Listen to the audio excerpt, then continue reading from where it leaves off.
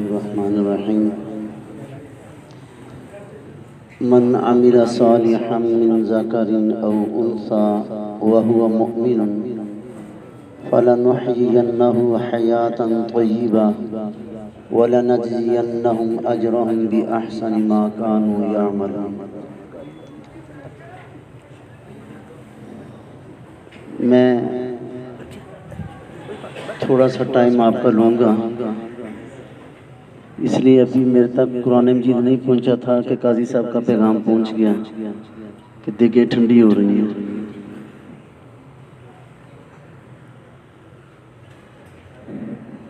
اللہ،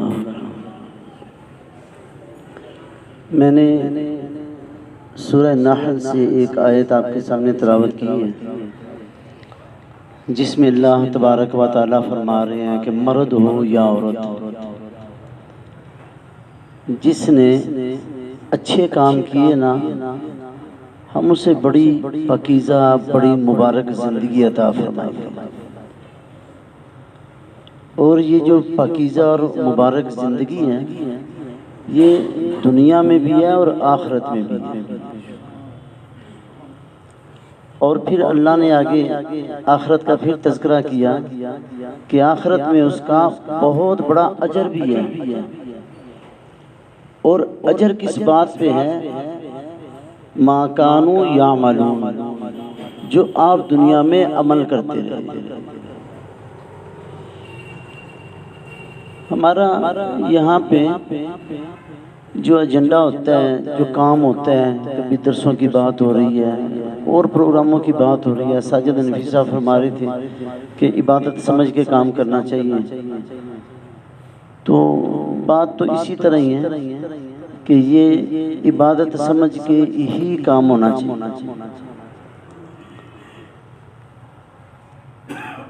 جس نے جتنی خوبصورت زندگی گزارنی ہے، وہ افراد بھی اتنے خوبصورت ہیں، وہ جماعت بھی اتنی خوبصورت ہے۔ جماعتیں، افراد، گھر، مدارس، ادارے، یہ سارے کے سارے اپنے معمولات سے پہچانے جاتے ہیں۔ اقبال بڑا اپدیشک ہے، من باتوں میں موہ لیتا ہے۔ علامہ اقبال کہتا ہے اقبال بڑا اپدیشک ہے، من باتوں میں موہ لیتا ہے، گفتار کا غازی بن تو گیا، کردار کا غازی بن نہ سکا۔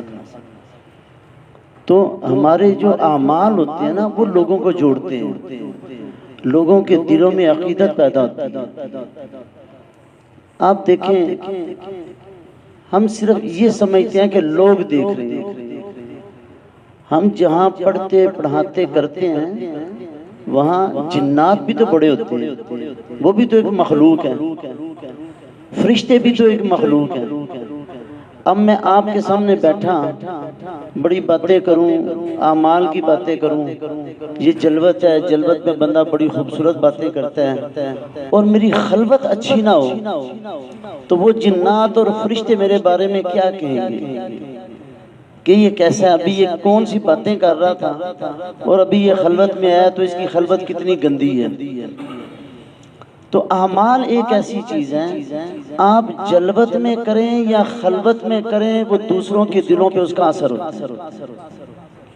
ایک دفعہ حضرت مجدد علی افسانی رحمہ اللہ کے پاس ایک بندہ آیا، اس نے آ کے کہا حضرت میں نے سنا ہے کہ یا عزیزو کا فلاں وظیفہ یہ لوگ عامل لوگ کرتے ہیں تسخیر کے لیے، وہ وظیفہ اگر میں کروں تو لوگوں کے دلوں میں میری دھاک بیٹھ جائے گی، لوگ میری عزت کریں گے، مجھ سے پیار کریں گے۔ انہوں نے فرمایا میں تجھے ایک بڑا اچھا عمل نہ بتاؤں کہ لوگوں کے دلوں پہ اس کا بڑا اثر ہوگا اور لوگ تیری بڑی عزت کریں گے؟ انہوں نے فرمایا جی بتائیں۔ فرمایا اپنی خلوت اور اپنی جلوت ایک جیسی کر، پھر دیکھنا اللہ تیری عزت لوگوں کے دلوں میں کیسے بٹھا دیتی ہے۔ ہماری سوچ اچھی ہو، ہماری خلوت اچھی ہو، تو اللہ ہماری زبانوں میں بڑی تاثیر پیدا کرے، بہت بڑی تاثیر پیدا کرے۔ اب دیکھیں، بہت بڑے حدیث کے امام ہیں، محمد بن مسلمہ رضی اللہ رحمہ اللہ تعالی امام بخاری کے بھی استاد ہیں، امام ترمذی کے بھی استاد ہیں، امام ابو داؤد کے بھی استاد ہیں۔ یہ جا رہے تھے حدیث کا سبق پڑھا کے، تو انہیں جو اس علاقے کا ایک بڑا گنڈا بڑا بدماش آدمی تھا، وہ شعبہ بن حجاج وہ آگے کھڑا ہو گیا اور اس نے کہا حضرت صاحب بڑی حدیثیں بیان کرتے ہیں آپ، ایک حدیث تو سنا دیں۔ تو حضرت محمد بن مسلمہ قعنبی نے فرمایا کہ بھئی حدیث سننی ہو تو وہاں میری درس میں تشریف لاؤ، وہاں میں آپ کو حدیث سناؤں گا۔ کہنے لگا حضرت ایسے تو میں نہیں جانا دوں گا، میں نے سن رکھا ہے لوگوں سے آپ کا حدیث میں بڑا نام ہے، کوئی حدیث سناؤ گے تو جاؤ گے۔ حضرت نے اسے فرمایا اذا لم تستحی فصنع ما شئت، یہ حدیث ہے، جب حیا نہ ہو پھر جو مرضی کرتا پھر۔ اس کے دل پہ اس حدیث کا اتنا اثر ہوا کہ یہ بندہ امیر المؤمنین فی الحدیث جو ہے امام شعبہ، یہ وہ بنا۔ اس حدیث کے بعد سننے کے بعد جو بہت بڑا بدماش تھا، تو جب بندہ بڑا اچھا ہوتا ہے تو اس کی ایک ایک بات کبھی دل پہ اثر کر جاتی ہے اور ایسی اثر کرتی ہے کہ لوگوں کی زندگی بدل جاتی ہے۔ جو میرے احباب ہیں، جو میرے ساتھ زیادہ بیٹھتے ہیں، میں ایک بات بہت کثرت سے کہا کرتا ہوں۔ میرے استاد جی تھے استاد عبدالخالق صاحب رحمہ اللہ تعالی، اللہ ان کے درجات کو بلند فرمائے۔ آپ لوگوں نے مجھ سے یہ بات بار بار سنی ہوگی۔ ایک عالم تھے، وہ بھی اللہ اس کو پیارے ہو گیا، اللہ ان کے بھی درجات بلند فرمائے۔ وہ استاد جی کی مخالفت فرماتے تھے اور بلا وجہ۔ تو استاد جی کو میرے ساتھ بہت زیادہ پیار تھا، ایسی تھا۔ میں یہ بات فخر سے کہا کرتا ہوں، استاد عبدالخالق صاحب رحمہ اللہ کو میرے ساتھ اتنا پیار تھا کہ عبدالقاہر صاحب کے ایک چاچو ہیں، انہوں نے استادوں سے کہا نہیں آپ کو ظہیر صاحب سے نا فلاں سے زیادہ پیار ہے۔ تو استاد غصے میں آ گئے، فرمایا میرا پیار ہے کہ تیرا پیار ہے؟ منو پتہ ہے، منو ظہیر نال زیادہ پیار ہے۔ تو استاد یہ فرمایا کرتے تھے۔ تو میں نے استادوں سے کہا آپ نے ان مولوی صاحب کے پاس نہیں جانا، اگر استاد جی آپ ان کے پاس گئے تو میں نے آپ کے ساتھ بالکل نہیں بولنا۔ استاد مجھے فرماتے ہیں اچھا میں نہیں جاؤں۔ میں آ رہا تھا، میرے پاس سائیکل تھی، تو میں نے دیکھا استادوں کو، استاد ان سے نکل رہی تھی، تو میں پیچھے تھا، تو میں نے کہا بابا جی کتوں آئے ہو؟ اندر یار انہوں نے ملن ہے۔ میں نے کہا آپ نے تو میرے ساتھ وعدہ کیا تھا۔ وعدہ کا تو میں نے آپ نے کہا تھا میں نہیں جاؤں گا، پھر آپ کیوں گئے آپ ان سے ملنے؟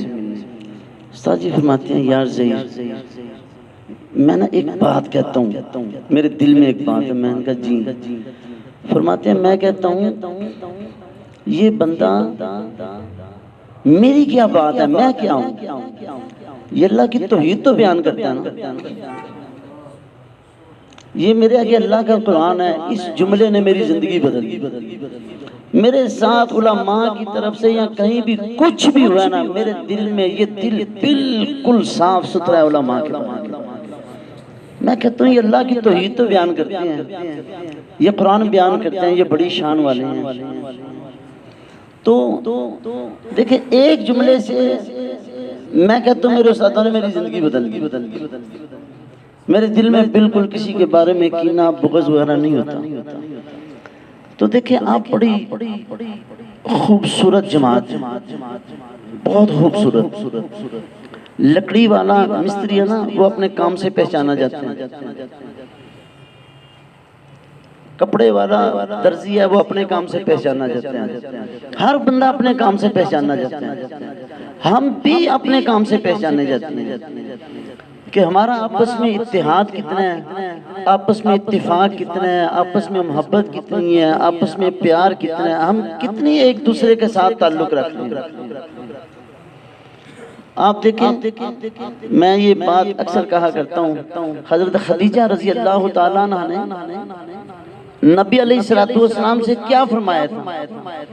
جب آپ علیہ السلام نے فرمایا انی خشیت علی نفسی، خدیجہ مجھے لگ رہا ہے کہ میں ابھی مر نہ جاؤں، مجھے اپنی جان کا خطرہ پڑ گیا ہے۔ جب فرمایا نا زمیلونی زمیلونی، اس کے بعد یہ الفاظ فرمائے، تو حضرت خدیجہ نے آگے جو جملے فرمائے ان میں سب سے پہلا جملہ کیا تھا؟ اِنَّكَ لَتَصِلُ الرَّحْمَةَ، آپ بڑی صلہ رحمی کرتے ہیں، آپ بڑا آپس میں پیار رکھتے ہیں، لوگوں سے بڑا، آپ لوگوں کو بڑا جوڑتے ہیں، اس چیز کا آپ بڑا اہتمام کرتے ہیں، ایسے لوگوں کو اللہ ضائع نہیں کرتا۔ اور اگر ہمارے اندر یہی فکر ہے، یہی پیار ہے، تو پھر تو یہ جماعت پھلے گی پھولے گی۔ ہم میں میری مسجد ہے نا، میں مسجد میں نماز پڑھاؤں، میں درس دوں تو میرا ایک مقتدی بڑھ جائے اور وہ مجھے کہنا کہ استاد جی میں آپ کے درس کی وجہ سے آتا ہوں، تو میں عبدالقاہر صاحب کو ملوں گا، ان سے بھی کہوں گا میرا ایک بندہ بد گیا، وہ مجھے کہہ رہا تھا میں آپ کا درس سننے کے لیے آتا ہوں۔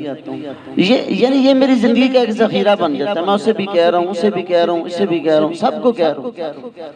لیکن بنی ہوئی جماعت اسے توڑنا، اسے آپس میں اختلاف کرنا، آپس میں ایک دوسرے کو گالیاں دینا، بھئی یہ کون سی عقل مندی ہے، یہ کون سی ضرورت ہے؟ گھر میں میاں بیوی کی لڑائی ہوتی ہے، گھر میں تباہی اس وقت ہوتی ہے جب کچھ بچے باپ کی طرف ہو جائیں یا کچھ بچے ماں کی طرف ہو جائیں، اس وقت تباہی ہوتی ہے۔ جب تک بچے ان کو اپنا والدین سمجھتے رہیں اور انہیں ٹھنڈا کرتے رہیں، انہیں سمجھاتے رہیں، وہ گھر کبھی برباد نہیں ہوا، وہ گھر ڈگر پہ آ جاتے ہیں۔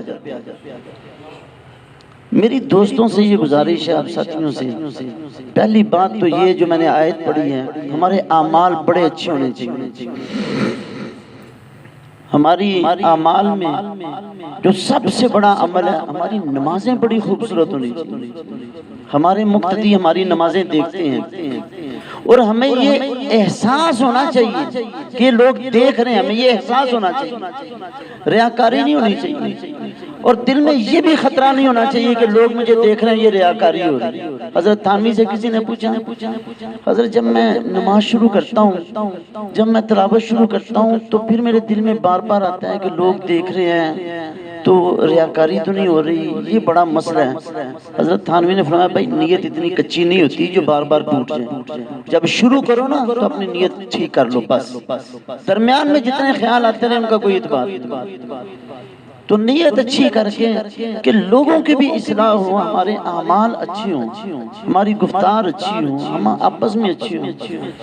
ایک بات تو یہ ہے، دوسری بات یہ گزارش ہے، میری گزارش ہے آپ لوگوں سے کہ دیکھو پہلے تو ہمارے پاس کوئی مقصد شاید نہیں تھا، میں اس وقت یہ باتیں کرتا تو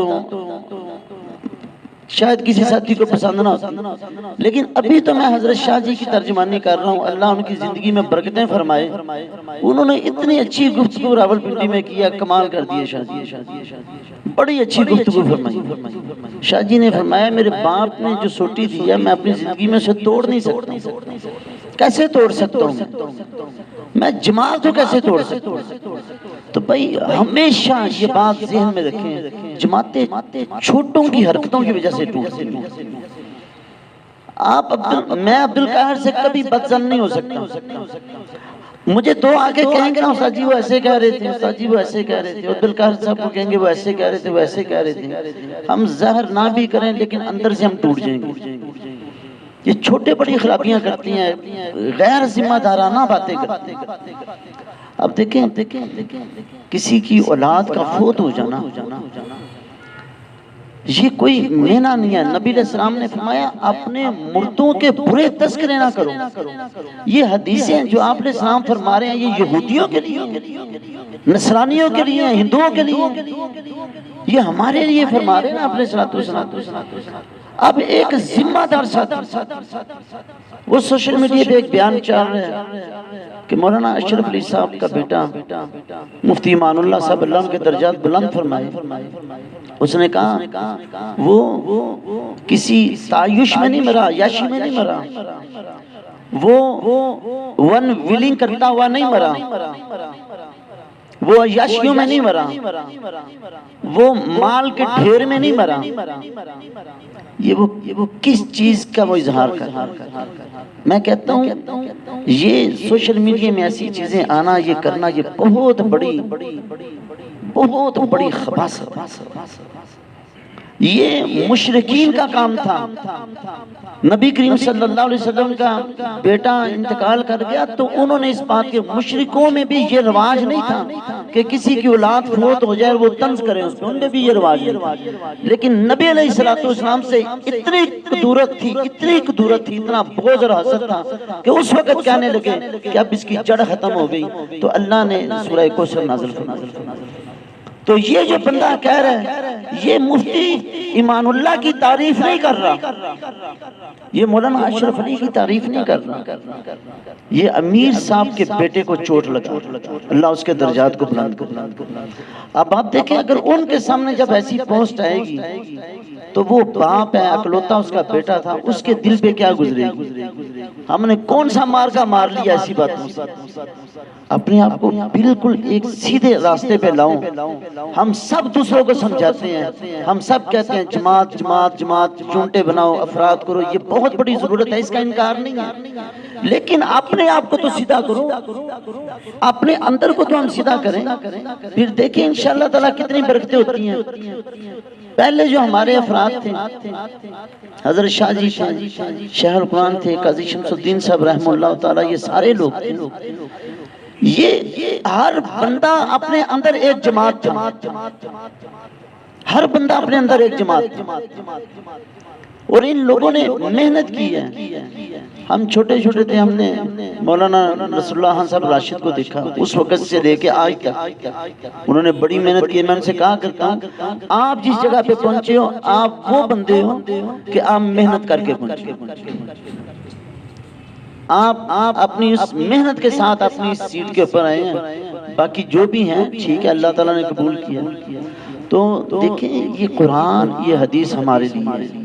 نبی علیہ السلام نے فرمایا جو بندہ ہے انزل الناس علی منازلہم، ایسی حدیث، لوگوں کو ان کی جگہ پہ اتارو.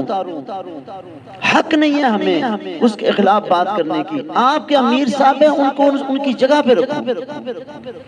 شاہ صاحب ہمارے بڑے ہیں، ان کو ان کی جگہ پہ رکھو. ہمیں کس نے حق دیا ہے کہ ہم ٹوٹے پھوٹے لفظوں سے جماعت کے اندر اور دراڑیں پیدا کریں؟ ہم اپنی فکر کریں. ہم نے زندگی گزارنی ہے، وہ گزار گئی، اور ان کی جو گزری ہے وہ اچھی گزر گئی. اگر ہم نے کام کرنا ہے تو ہم جتنا جوڑ سکتے ہیں اتنا جوڑیں، یہ ہماری پاور ہے. سرحد بھی ہمارا ہے، بلوچستان بھی ہمارا ہے، پنجاب بھی ہمارا ہے، سندھ بھی ہمارا ہے. سب دوستوں کے ساتھ اچھا پیغام دیا کرو. اپنا بغض، اپنا کینہ، اس کو اپنے دلوں میں فنا کر دو اور دفن کر دو. اس چیز کا نام جماعت ہے. اللہ تعالیٰ ہمیں سمجھنے کی توفیق عطا فرمائے. آمین. ماشاءاللہ.